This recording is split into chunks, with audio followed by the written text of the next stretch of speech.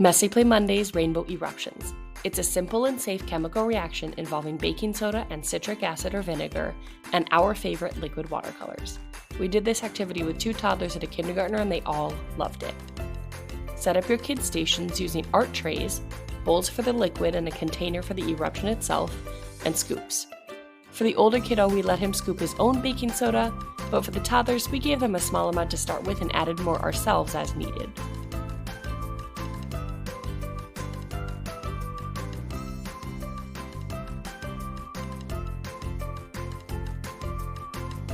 The older kiddo was more controlled in his experiment, really exploring how the colors mixed, and only using his big container for eruptions. The toddlers went back and forth between their containers and spilled supplies more quickly. The art trays were key here, and we kept paper towels and washcloths on hand also. This is a great experiment for little ones who are learning cause and effect and how they can interact with their world. With older kiddos, you can discuss endothermic chemical reactions, acid-base interactions, and how the bubbles here are actually just carbon dioxide.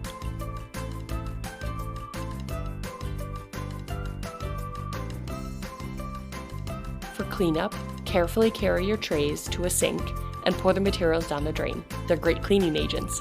Give your supplies a quick rinse and wash your workspace and your hands. Enjoy!